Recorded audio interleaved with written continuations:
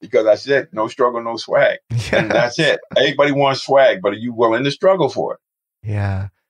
But that's how you get it. You get it out of the struggle. People don't understand is the struggle is when our latent abilities express itself. So if things are going smooth and there's nothing happening, when we're in our comfort zone, then we're not really going to learn as much as we will learn if we keep pushing that envelope in a compassionate way.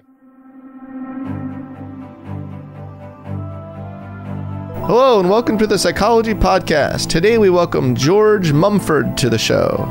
George is a globally recognized speaker, teacher, and coach. Since 1989, he's been honing his gentle but groundbreaking mindfulness techniques with people from locker rooms to boardrooms. Michael Jordan credits George with transforming his on-court leadership, helping the Bulls to 6 NBA championships. George has also worked with Kobe Bryant, Shaquille O'Neal, and countless other NBA players, Olympians, executives, and artists.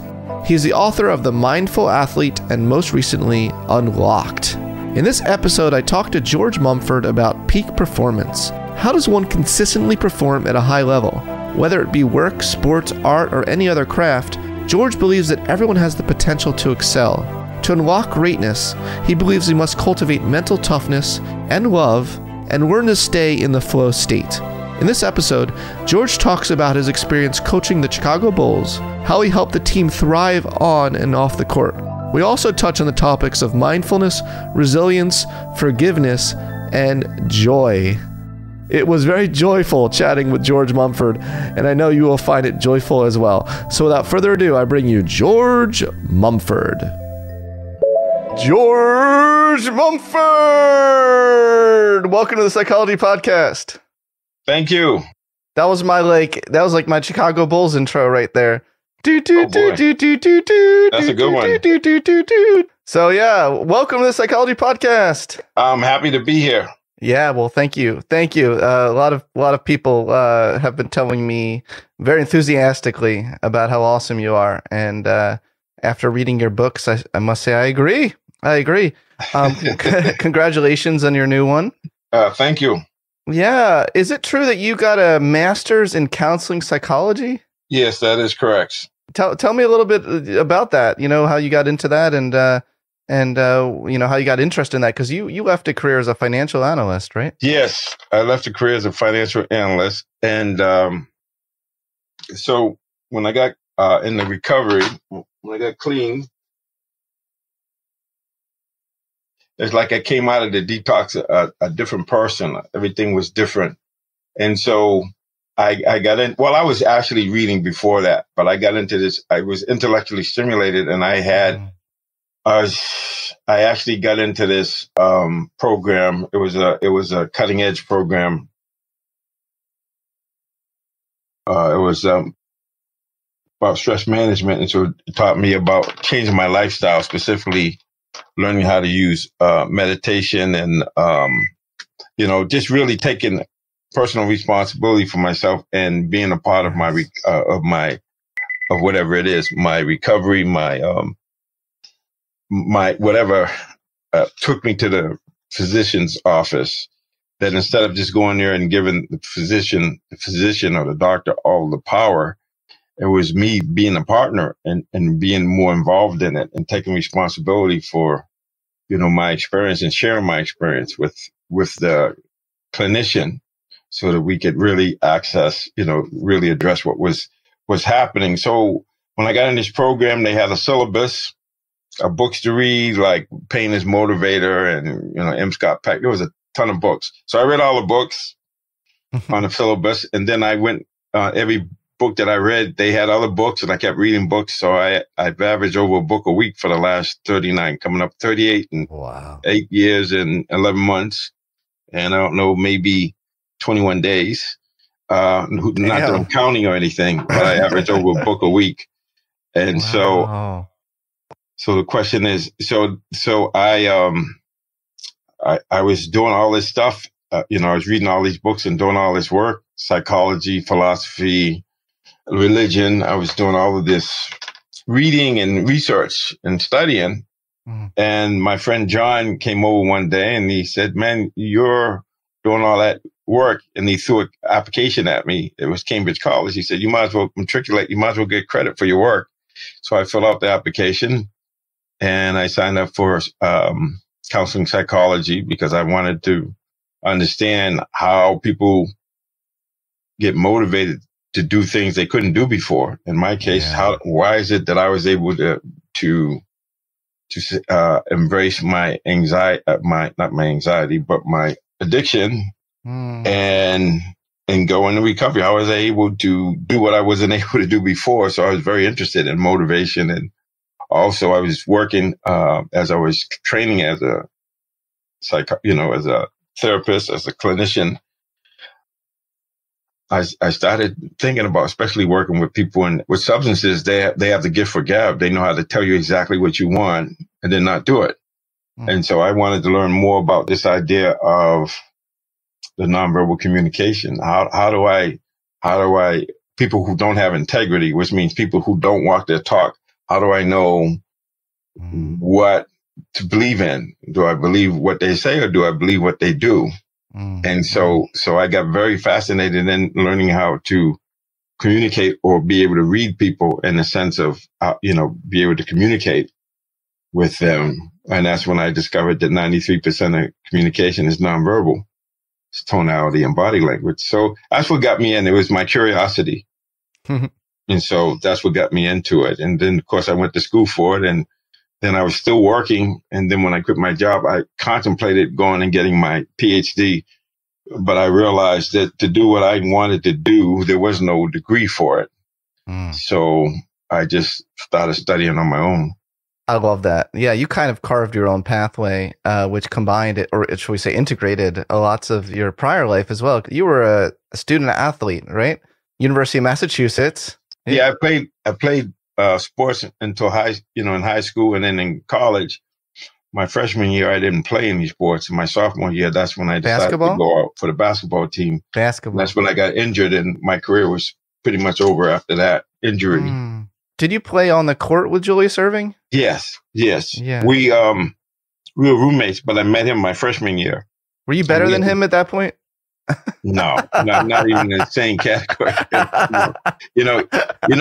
There's some people who were basketball players, he's a legend. Yeah. Then there's some people who were has-beens.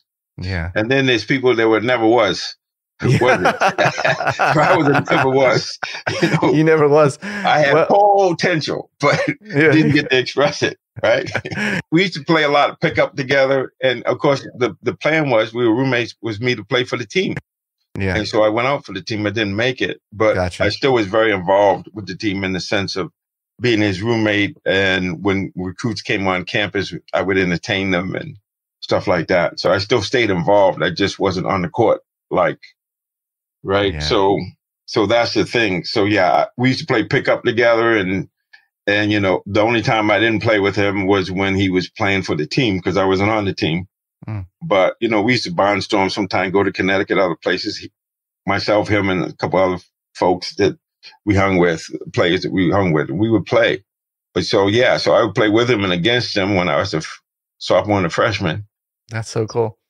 Yeah. So then, you had some injuries, and that's what led to this addiction to pain medication and drugs, as you were just talking about. Well, I was injury prone even before I got to UMass, and so I was on Davon and other sorts of drugs. They didn't have sports medicine in those days. And so there was something about my consciousness being altered where I was able to, basically I was able to, get out of my inhibitions. There was something about expanding consciousness, and you can do that through medication. But I was pretty much controlled. And even up until until I went into the detox, I was a functional substance abuser. In other words, I still worked and I did things, but it had an impact on a lot of stuff and it prevented me from doing a lot of things. But I was functional until I wasn't. Yeah.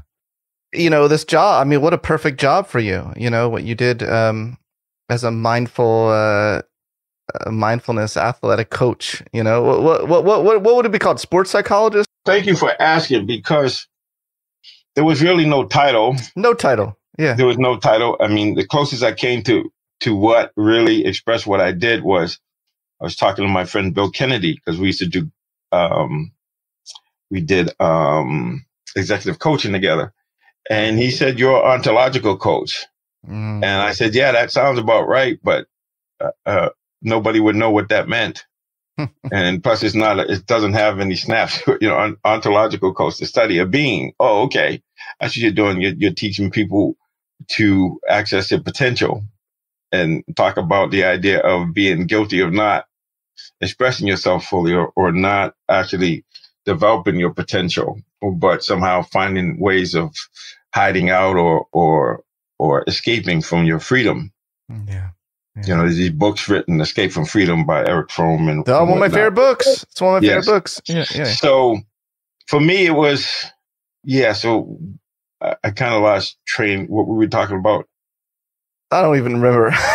Yeah. No, okay. how did you, what are you called? What are you called? What am I called? Yes. What's my handle? So I back in 2019, I was doing something with the Milk and Global Conference, and they called me the Performance Whisperer. So I think that's probably more appropriate. But when my book, The Mindful Athlete Secrets to Pure Performance, came out 8 years ago, and I was doing a lot of like what I'm doing now for Unlocked, going around talking to people and talking about my book. And what I realized was that people were really interested in performance.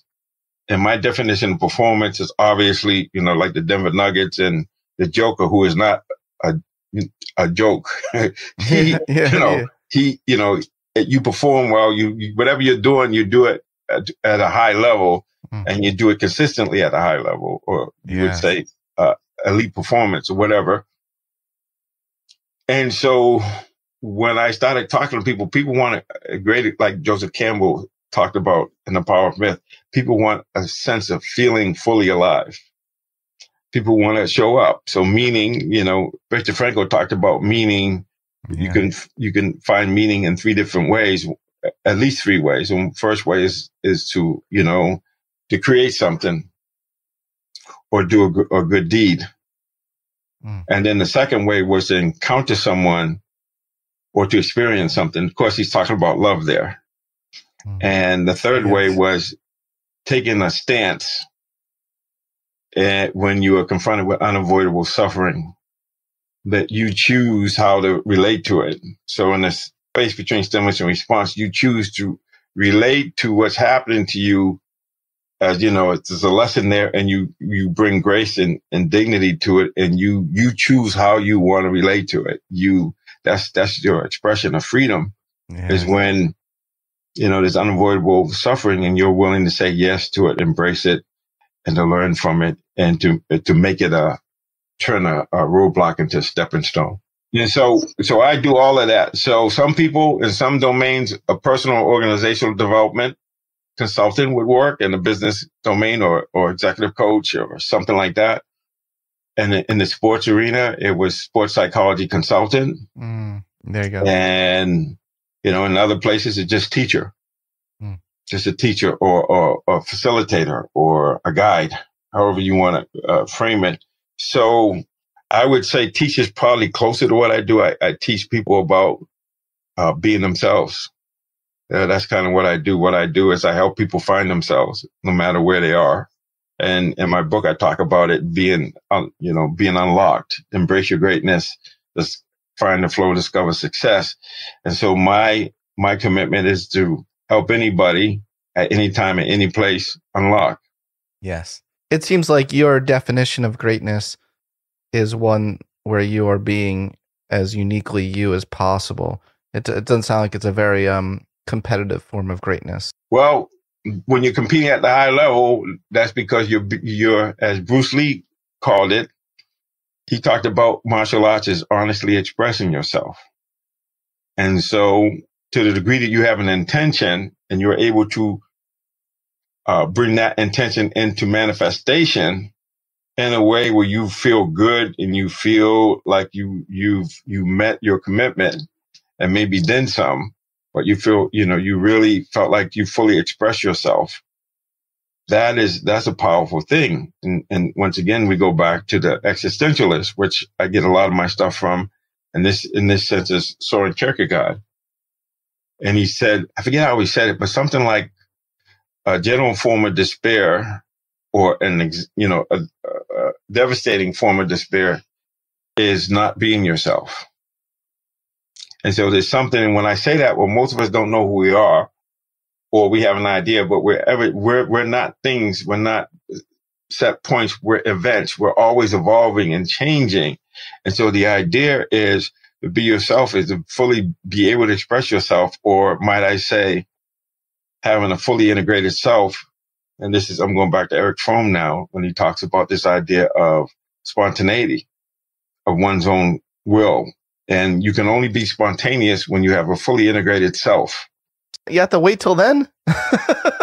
Well, see, here's the thing. Do I have to wait that long? Yeah. I'm glad you said that, because nothing is permanent. Okay. So there's moments of time when you happen to be in alignment and you get into flow. You know, I can be spontaneous. Okay. You get into flow. So let me remind us that an old non-digital clock, is right twice a day. Right. So even by accident, you're gonna have a moment of being unlocked. But the challenge is, can you recognize it? And to the degree that we can recognize it and learn from it, we can replicate it, or have that experience more often. But we have to be willing to use our self-awareness, our ability to observe uncritically, or some people will call it mindfulness. But it's really this idea of letting whatever speaks to us express itself in its own language. And there's something about when we're not pushing it away or pulling it towards us, or spacing out, or interpreting what it means before we get the full measure of the communication. Once we can just be still and know, as they say, there's something about that when we can just watch, wait, be alert and be relaxed at the same time. There's a wisdom and creativity that comes out of that silence, that ability to just, when we see clearly, then the action is clear. Does that make sense? Well, yes, it does. I like the idea that of effortless effort, which encapsulates what you're talking about. I'm going to read a quote from the great George Mumford. When we are unlocked and in touch with the power within us, in touch with our true selves, we move in effortless synchronicity with the greater whole. Life moves in us and through us, which is what is going on all the time anyway. Although we're not in touch with it, mindful of it, because our thinking process gets in the way. I think that quote encapsulates a lot. I just quoted you, but I like that. Who wrote that? That's good. That's good. That's some good shit right there. Yeah, that's how I say it. That's how I do it. But that's the thing. When you're in flow, and I live in flow a lot, and it's not brag or whatever. I'm just challenging myself. I'm comfortable being uncomfortable, and I'm the best way to learn something is to teach it. So I'm interested in helping people unlock. And so that means I have to model that, and I have to understand how to do that, and to keep moving out of my comfort zone and expanding my potentiality, or my capacity, however you want to look at it. But there's something that happens when we're challenged. And sometimes for us, some of us, is when we're in extreme difficulty, a life or death, or in a sense of urgency, that our latent abilities have the opportunity to express themselves. And so it's only through adversity, like if everything happened and I didn't have any struggles, or I didn't have to deal with substance abuse or chronic pain, or just get to a point where I want to understand, I want to pursue excellence and wisdom with grace and ease. The grace and ease wasn't always there, but now it's there. And that's when you're unlocked. You realize that less is more, and you don't have to do anything. And once again, we talked about at the beginning of this, I was looking for my holder for my phone. And see, when I put together the phone in a home, so I called it a folder instead of holder for the phone. It kind of happened. But when I was looking for it and I couldn't find it, and I unlocked once I let it go. There's something about unlocking when you let go. Yeah. And you don't try to make something happen. You allow it to happen. The effortless effort is just that I just formed the intention. Okay, I need to find my, the phone holder, and then being okay with not being able to find it, and saying, okay, let's move on. And then as soon as I turn my head to move on, here it is right here. And so we do that all the time. There's times when what's happening is we're locked up because we're wanting to do something so badly, or using too much effort or too much, it's like we make it like a sense of urgency when it could be easily done, or we can slow is smooth, smooth is fast. So we have to understand that just by taking the extra time to really understand and get a clear picture of what's going on, then the action is going to be clear, because we don't see something, then the action happens. They co-arise. So you see what I'm saying? And that's when it's the effortless effort, is when you're able to be open and just let things speak to you. And when you form the intention, you make an intention, and then you allow it to happen. Yes. You allow it. You're not trying to make it happen, but if you don't have the ability to be uncomfortable or to have that cognitive dissonance, as we're talking in psychology, to be comfortable with the cognitive dissonance, to be comfortable with delaying gratification, when we're able to just be there and just allow things, then there's the effortless effort happens. But we train ourselves for that. It's not like it's happening and we didn't practice it. No, we got to practice. We got to keep developing and acquiring more skills, knowledge, and experience. And then when we do that, at least my experience is, when you do that, then you get to a place where you start to see things. And even though you don't know what you're doing, you do it. If that makes any sense. Like all the new stuff, like you go in and each checkout counter has a different way of being. And I find when I don't try to figure out, well, I'll put it, this has been my whole life thing. I'm one of those guys that directions is the problem sometimes, especially when I try to find a place. But if I don't try to find a place, I find it.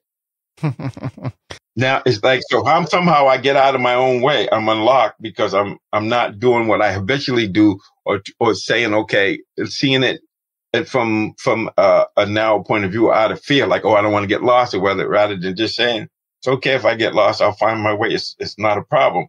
When I can stay open and just allow it to happen. And then I learn from my mistakes. So you learn from the mistakes, and then, okay, what's the lesson? Okay. And then, but a lot of this stuff, as you might imagine, you can't really, is what Joseph Campbell talked about, you can't name it. Some of this stuff, you can't name it because it's nonlinear. It's beyond human research. That's what Joseph Campbell would call it. But there's these instincts, there's this information we have access to that you really can't. It's like quantum physics. You can't really, 1 minute is a wave and the next minute is a particle. But the consciousness and the intention has everything to do with collapsing it into a particle rather than being a wave of possibility, if that makes any sense. Yo, you're spouting some quantum physics over here. Yes, well, I read about that as well. It's like, but it makes sense. It makes sense to how this idea that everything that ever happened or will happen already exists. Yeah. So that's got to be the quantum field. Otherwise, it says the wave of possibilities there, but how do you bring it into manifestation? How do you collapse the wave? Well, the notion of that and potential is very interesting, because we don't all have the same potentialities, but we don't know what they are until we really put in the work to see, as well. Yes, well, we all have our own conditioning. We all have our raison d'etre, or something that resonates with us that we could do that no one else can do. So we're unique in that sense. But unfortunately, everything we do, all of the schooling and instruction I got, is one size fits all. It's very rare that you have somebody that says, okay, George, based on your conditioning, this is what we're going to do. Yeah. Well, how did you get involved in like the 1998, was it Chicago Bulls team? Were you part of that? Yeah, I started working with them in 1993. 93. Okay, so how did you get that job? Well, that's a great question. How I got it, really, so just fast forwarding. So at some point I left my role as a financial analyst, and then I ended up working. I got a grant with UMass Medical Center to teach mindfulness-based stress reduction to inmates in substance abuse units. And also we set up a satellite clinic on the other side of the railroad tracks. And, it was in Worcester, not where the clinic was, but where the other side of the railroad tracks, where they didn't have a lot of resources. So I was involved there working at the clinic. And it was was called the Stress Reduction Clinic in those days, but now they call it the Center for Mindfulness, or it was called when it, as it evolved. And John and Saki, actually, they used to go to Omega Institute, which is in Rhinebeck, New York, and do a mindfulness-based stress reduction course for clinicians. And at the same time, Phil Jackson used to run this workshop called Beyond Basketball. And the whole intention of the workshop was to raise money for one of his teammates from when he played for the Knicks, Eddie Mass. He had a heart attack, and so he was raising money for his family. So they were there together, so they got to know each other. And in 1993, after Phil won and the Bulls won the third championship in a row, Phil approached John about getting somebody to help the guys deal with the stress of success. So when John talked to him about me and my relationship with Dr. J and being around the pro game before and coming from the same kind of neighborhoods a lot of his players came from, it made sense that I would go into training camp. And that was my intention, was to go in and help them deal with the stress of success. But by the time I got there, they were in full-blown crisis because Michael Jordan had retired. Oh. So that was the beginning of our relationship, my relationship with Phil, and bringing a contemplative style, mindfulness, if you will, a spiritual way of being that had to do with dealing with the whole person, not just seeing a basketball player like to shut up and dribble, but seeing a basketball player as a whole person, and that you want that person to thrive not only on the court but off the court. Wow. Well, didn't he retire? It was 96. You said you've been there since 93. I was there 93, and then 98 is when they broke up everybody. They broke up the team. Right. But when was his first retirement? Wasn't it like 96? Oh, maybe it was 93. Huh? Yeah. No. They won championships 91, 92, 93. The 94, 95 didn't win championship. Michael came back in March of 95. So then in 96, we won 72 games out of 82. Damn. And then 97 and 98, we won another 3 championships. And then Phil took a year off. And then when he signed up with the Lakers, he brought me along. And so then we won championships in 2000, 2001 and 2002, 2000, I believe 2000, I want to say 9 and 10. So how many fucking championships have you won? I think that's the record for the NBA. No, it's not the record. No, Phil has 11 as a coach and 2 as a player. I have 8. I guess Phil does have the record, yeah. Well, hold on, man. You have the record for being a mindfulness coach. Yeah, you have the mindfulness sports coach record.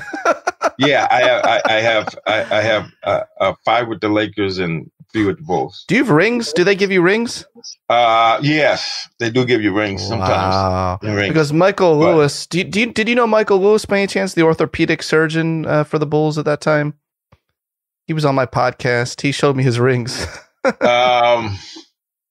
I probably know of him. Yeah. Yeah, I probably know of him, but I was mostly with the coaches and with not with the surgeons, but the day-to-day people who, like the sports medicine guys like Chip Schaefer and the trainers and the coaches and some of the administrators. Tim Grover, yes. Yeah. He was on my podcast. Yeah, no, that's awesome. Okay, so you were like over there consoling Scottie Pippen when Jordan was retired. Did you help Pippen with mindfulness during that time? Yeah, I was there. Yeah, I was there. And did you literally talk to Pippen? Yeah, I talked to everybody, the whole team. Yeah, when he wouldn't go out on the court, what they talk about. So the Last Dance, they interviewed me for the Last Dance, but I wasn't on it. But they interviewed me for about an hour. But it was really, there was a lot of transformation going on that didn't get captured in the way it was expressed. But yeah, I was there for the tell me. Huh? Tell us. This is your time to tell us about the I'll interview you right now. What was the transformation? The transformation was learning how to respond to adversity in a way that a roadblock becomes a stepping stone. So cool. Stepping stones and that sort of thing, but also how to, I would say, play using, how to unlock so that you're able to express yourself more, not only individually, but collectively. But it's coming from the premise that we have this masterpiece. We have this tremendous potential, unlimited potential inside of each one of us that can be accessed, that can be developed, but only you can develop it. It's an inside job. And to the degree that you develop it, that will be expressed in your ability to express yourself fully and creatively, individually or collectively. I have unlimited potential. Really? You do. You have a masterpiece. What? You have a divine spark. I do. You have Buddha nature, Christ consciousness. We all have it. That's the gift of our human birth, that we have this potentiality. But if you don't develop it, if you don't own it, if you don't embrace it, like I talk about in my book, then you won't be able to find the flow and you won't discover success on a high level consistently. Yeah. Look, my whole childhood was the Bulls, during that time period. Mm-hmm. So it's so cool that you had a front row seat to all of that. I remember a particular game that Jordan in the playoffs, he shot three pointers in a row, and he looked over at like Barkley, I think, or Magic Johnson, and he just goes like this, like he's in that. And I show that as an example of the flow state. Yeah, that was against Portland Trailblazers. Yeah, were you there? You were there at the game? No, I wasn't there. That was before. That was the three before. Okay. But the interesting thing was, once he did this, he couldn't make anymore. You're right. I never thought about that. Yeah, well, this is what I study. When you're in flow, when you're in the zone, you got to block everybody out. You got to just keep making plays. But once you start saying, you start thinking about what are you doing? The thinking gets in the way. It stops the flow. Yes. I need to add that in my lesson. I teach that. And I've seen guys, I won't mention names, but I've seen this one guy, I think was he playing for the San Antonio Spurs? But he's a North Carolina grad. I'll just say that. I don't want to point him out. I think that's the same guy. And he was making a lot of threes, and they kept interviewing him about it. And they talked him right out of it. Mm. You see, it's a very delicate space. When you find the flow, you don't have time to focus on other stuff. You just need to stay locked in. I'll give you an example. So from 1996 to 2002, in that 7-year period, Phil Jackson's teams won six NBA championships in 7 years. And the only year he didn't win was the year he took off. Mm. And I didn't realize it until I was years later when I started looking at it and I started thinking about, okay, so I have to come up with this. People want your experience, what you've done and who you work with and that sort of thing. And when I looked at it, I said, wow, I never thought about it that way, because it was always, once you win a championship, you celebrate for a little bit, but then you have to let go and move to the next play, the next season. And you do it like that. And you stay in the moment. You don't remember, and you're not keeping score, really. Mm. Does that make sense? And It so does. That's why you make 3 in a row. You don't worry about it. You just keep making, just make the next play. No, it makes a lot of sense. Yeah, it's like this idea of being in the zone. It does seem to all roads lead to like mindfulness, or just being as fully present as possible. Well, you can only, yes. Yeah. So let me share a little secret with you. No, the only time you have is now. I know. Okay. And we say that, but we don't really act like we know what that means. To know and not to act is not to know. Okay. I know. So in a moment, and I'll share another secret with you. Right now, there's nothing wrong. Oh. Am I just fine the way I am? Right now, nothing wrong. Right now. The only way it's not right is your mind gets in it and starts thinking about the past or the future, or what you don't have, or what you're not able to do. I love that. Our mutual friend Sharon Salzberg would love that too. Yes, and that's it. And so the only time you have is now.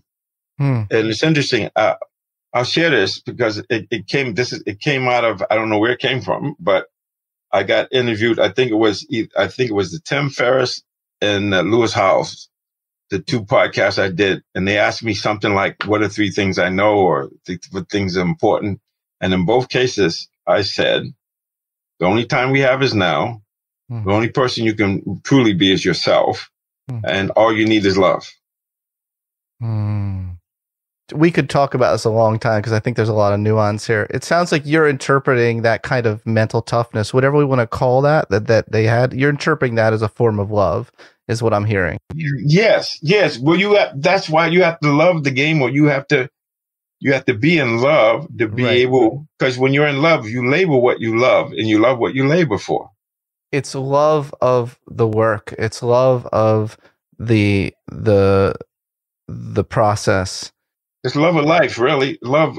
What did Jesus teach? He taught two things, at least my interpretation of Jesus, if we want to use him. Love everything and forgive everything, and continual forgiveness. So another way of saying, like in basketball, you just watch it. If the ball sticks, then it's a problem. The defense can deal on it. But if there's a player movement, ball movement, life is movement, it's flowing. So you got to keep it moving. So you can't get stuck on stuff. You got to be able to say, okay, this is it. Let it go and keep it going. Move to the next thing. Learn what you got to learn and then make the next play. Otherwise, what will happen, you see it all the time. Somebody doesn't get a controversial call against them, and they're fighting, and they're still down the court, even though their body is up the court. And so they're not playing their man. They're not present. They've taken themselves out of the game. So you have to be able to have a short memory. Just let it go. Mentally note what you need to and then you got to make the next play. You got to reset, reboot, renew, begin again. You have to do that. A daily life, not just athletes, but us as individuals, moment to moment. That's how we unlock. You got to be able to let go to grow. You got to be able to get comfortable being uncomfortable. You got to be willing. And when you say love, we're talking about openness, just embracing, saying yes to everything, no matter what. Thank you for your clarification on how you come at it and your perception of it. Like for me, I've been pursuing excellence and wisdom for a long time, but I had Mamba Mentality as well. And I was doing it without grace and ease. And I would tell you that, because I know Kobe and we were really close, that Mamba Mentality went from, like, with me being, like just moving through and just pushing yourself and not being compassionate to yourself or others because you're just seeing, you're just being tough, but you still care about the others, to getting to the point where you realize that you can do it with grace and ease and you don't have to hate.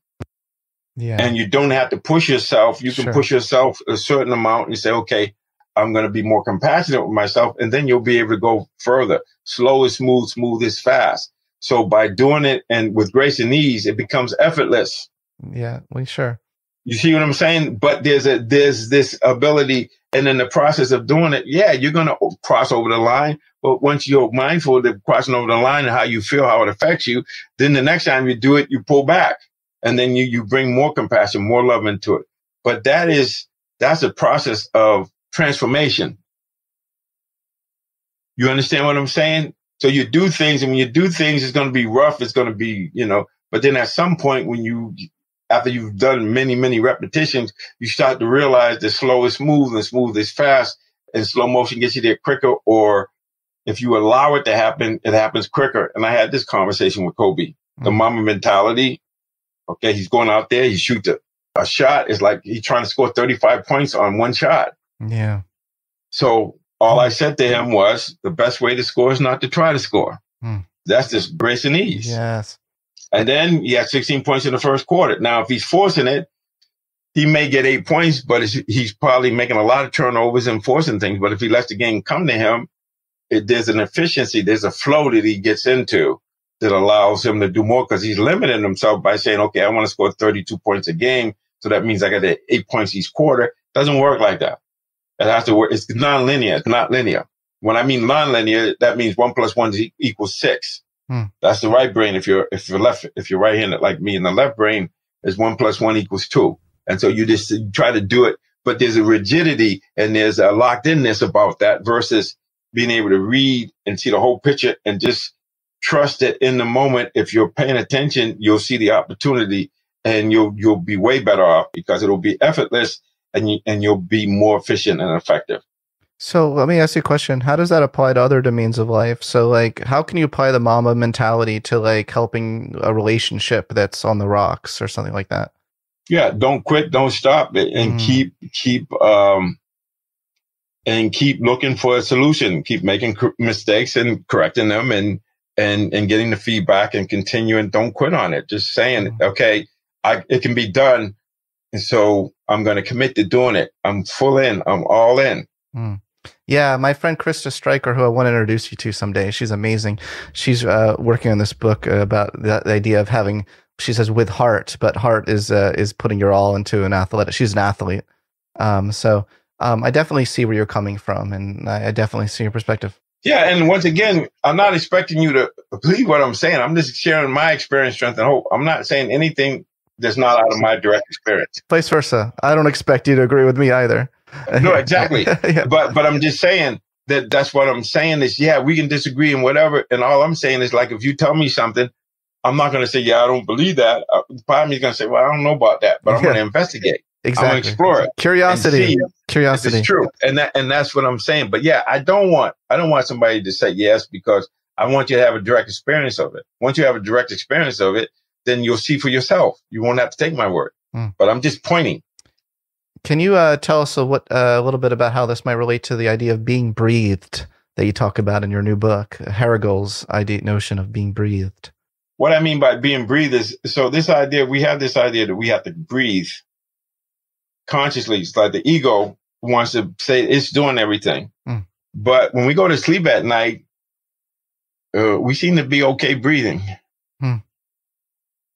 So when you're being breathed, you notice that even though you're breathing it, if you just be still, you'll notice that the breath has its own rhythm, and you're being breathed. It means that it's like the effortless effort. It's like you do something, and then the muscle memory, and then it becomes a way of being where it just happens without you having to make it happen.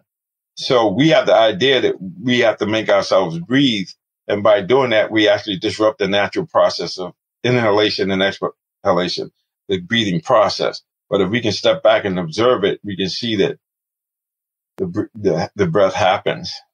Just like on some level, John Kabat-Zinn used to do this. If you hold your mouth and your nose and you don't breathe, when you take it off, you'll breathe. You don't have to try to breathe. That's true. You'll breathe, or if you breathe all the way out, then you'll breathe in automatically. And if you breathe all the way in, then you're going to exhale automatically. But I'm talking about letting each breath cycle, you'll have a sense of it where it's just happening without your having to make it happen. But we have to let go, and we have to be willing to let it happen. That's the vulnerability that Brené Brown talks about. Vulnerability is power. Yes. What I love about your approach is you're in the sports world, but you're very being oriented. Yes. And you say, I really like this. You say, be a champion before you win a championship. So that is still very being oriented. You're saying that's a champion. Being is what it's about. Yeah. The being. Yeah. Because we're being. So I say to be a mindful athlete, to be unlocked. As an athlete, you got to be unlocked as a person, because your person and your athlete are not distinguishable. I mean, they're both affecting each other. So we're being. So when I say being, that means just not doing so much, but just being. So if I want love, I have to be love. If I want peace, I have to be peace. And if I want clarity, I have to be clear. So that's what I'm talking about. And so we're being, but we get stuck in the doing. So I was thinking about this, playing the guitar. It's one thing if I'm playing the guitar because I'm emulating somebody else. It's another thing when I'm playing guitar because it's coming from inside of me. The music is inside of me, is expressing itself, and it's leading me to play a certain way or to do certain things. And we can do more of that when we can just notice that there's a way that we can have more access to creativity, which is just being spontaneous, or just letting the muse take you wherever it's going to take you. And you just go with it instead of saying, stop. Maybe the best way to talk about this is, let's just say we're doing improvisation. This is what I'm talking about, being spontaneous and being with life. So in improv, if you, Scott, offer me something, then I have to take it. And then from what you give, then I create off of that. Then we're flowing. Totally. But if you take something and I say no to it, it breaks the whole flow. It does. It does. So life is like an improvisation. Yes, It's and like, can we just see it and say yes and? yes, and do you know Yes. Kelly Leonard? Do you know Kelly Leonard at Second City Improv? I don't know her. Him.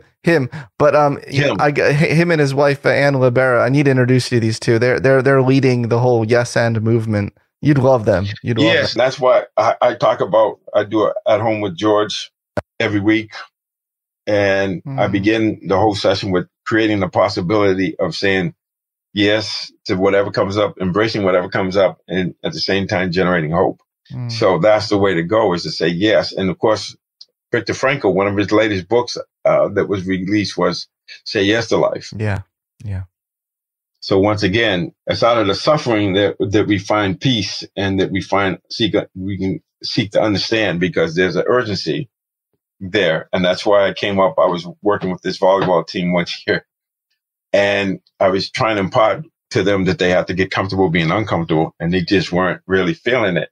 And finally, in my well, it was more aspiration, but I would say desperation, aspiration, whatever it was. I said, no struggle, no swag. Oh yeah, I saw that. I said, I got swag. You got to struggle. This is the struggle moment here. These are struggle opportunities. And they started laughing. They loved it because I said, no struggle, no swag. Yes. And that's it. Everybody wants swag, but are you willing to struggle for it? Yeah. But that's how you get it. You get it out of the struggle. People don't understand is the struggle is when our latent abilities express itself. So if things are going smooth and there's nothing happening, when we're in that comfort zone, then we're not really going to learn as much as we will learn if we keep pushing that envelope in a compassionate way. You say the idea is not to go to heaven, it's to grow to heaven. Growth takes a lot of struggle often, right? Yes and no. Yes and. Yes and no. It depends on the situation, and depends on your mindset and everything else. But here's the thing. If you see struggle as swag, then it won't be a problem. You'll be saying, okay, more of this. This is great. I'm learning. I'm growing. I'm evolving. I learn from my mistakes. So it's okay for me to make mistakes. Whereas somebody's trying not to make mistakes, then by not making mistakes, you're not growing. You're not evolving. You're safe. Like I like to say, Joseph Campbell calls it a sarcophagus, a coffin. It's nice and, safe and in there, but you're stiff. That's not life. There's no movement. What do you think of people these days treating on the TikTok, treating all sorts of minor things as they're calling it traumas? I feel like this generation kind of views everything as a trauma now. Yeah, well, I think words get co-opted. They do. And then people make them mean what they want them to mean. And that's why you can't go by the meaning of the word. You got to go by what the person means by that meaning of the word. And so, because, I can tell you with my work with young folks and people in general, and there's times, and I'll be working with coaches and whatever, and the student athlete or the athlete we're working with swears that they're working hard. And compared to my experience, compared to my definition of work, man, there was no hard work if it came up and bit them in the butt. Yeah. So that's the interpretation of it, but that's where they are. Yeah. But, at the same time, there's some things they did. Like when I was taught how to swim, I was thrown in 12 feet of water and I was on my own. Now they would call that child abuse now. But back in the day, that's what they did. So everybody has their own level of pain or understanding. And so for them, it might be traumatic because maybe they don't have the foundation that you or I had when we were growing up. So we have to listen to them and understand what do they mean by trauma? Yeah. They say it, but what do they mean? So you got to they got to give you an example of what that, if they could give you an example, not that they have to, if they could give you an example of what that means and what they felt and what they were seeing, you might discover that, there's this old adage that, you see this thing in the grass or on the street and you think it's a snake. And you walk up on it and you realize it's just a rope, but you interpreted it. You saw it a certain way. So I could say, well, I'm going to have trauma if I'm seeing a snake when it's just a rope. Mm. But does it mean the trauma is not real? Yeah, it's real, but it's based on a faulty perception. Mm. There's a part in your book that I will kind of end here today on this that I thought was really profound. You were working with this student athlete who said he wants to be like Kobe. He just kept saying, "Make me like Kobe." And you said, you're like, okay, well, how about you try being yourself? And man, I thought that dialogue was really powerful. Can you kind of talk about that moment a little bit? Yes. I would speak from my own experience. When I first started playing the guitar, and all my friends, my brother and friends that play instruments, when you start playing something, you emulate the best, or you try to play like so-and-so's playing. Mm. And then at some point, you got to make your own music. Mm. Ain't that Does right? that make sense? What I'm saying? So, but it's challenging. And, if you look at Tiger, you look at the Williams sisters, and there's probably other folks that at some point, that's why they have rituals. Joseph Campbell talked about when the young man gets to be a certain age, he's got to go off in the woods and he's got to go through his vision quest or whatever. But we have to go from dependency to independency to interdependency. Mm. Does that make any sense? So there's an evolution that we have to go through, and we have to figure it out on our own. But we start off emulating each other and having role models. But I would say, because I feel like I've been involved in the lineage, but if I call it that, when I room with Dr. J and I seen his evolution, then I work with Michael, then I work with Kobe. Mm. And so I know that Dr. J, his game, they used to call him Mini Hawk, because Tony Hawkins had an impact because he had big hands. He played a certain way. And so I think, we stand on the shoulders of giants. Elgin Baylor, I probably assume that Julius learned from him as well, or all of those forwards that was similar to him, long reach, big hands and whatnot. So I think that we start off emulating, and we have to understand how other people did it, but then we have to make it our own. Mm-hmm. And that's what I mean. Like, that's great. You can be like him, but you have to be like him based on who you are, your authentic expression, because authenticity of being real is really important. And that's because if we know we're not real, it's like fake it till you make it. You ain't going to make it because you're fake. But if you act as if, now that's something else. That's the being thing. If you want to be a champion, you got to act like one. You got to think, feel, and behave like a champion, and behave your way into it. Yeah, there's a lot of wisdom there. The commercial, "Be like Mike." Maybe it should have been a different tagline, like "Be like Mike in your own style," or something. Yeah. Well, the thing is, that's interesting, because I think what commercials do when they say "be like Mike," they're saying be successful, be as good as Mike. Be as good as Mike, but you have to do it in your own way. But people want to emulate, or they want to see perfection, or they want to see what it feels like to be competing at an elite level. Now and then there's the trends. How do you express that spirit of what he's doing? Not exactly what he's doing, but the spirit of what he's doing. How do you express that in your own way? And so you can look at, I can look at Michael and say that, okay, here's somebody who got cut from his high school basketball team. Now, he did grow, but by the time I saw him with the Bulls, he was playing as if he was trying to make the team. So you could take failure, and it can end up being the launching pad for you to go to greatness. Yeah. That's what's possible for us. But it's the mindset, and it's saying, okay, I'm never going to get cut again. And at the same time, or I make a shot in the NCAA championship game, and I go from Mike Jordan to Michael Jordan. So it's how you interpret your experience. And what I'm saying is we have that be like Mike potential, but not exactly like him, but maybe in our own domain. And it might just be that we're the greatest husband, or we're the greatest person working, doing what we're doing, but we're bringing that mentality of always trying to get better, always looking to express ourselves more and to push that envelope. I'm going to leave here with by quoting the great George Mumford. He says, "Recover your true self, the masterpiece within, and bring it forth out into the world. Share it. That is how I live, and I invite you to live that way too." Thank you, George Mumford, for being on my podcast and having this lively discussion with me. You're welcome, Scott. I appreciate being here, and I love your questions. Oh, thank you. I'm a curious George.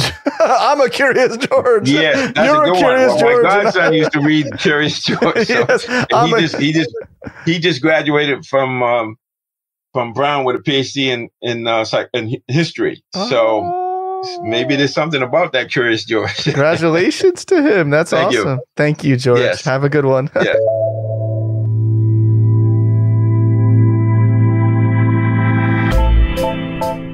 Thanks for listening to this episode of the Psychology Podcast.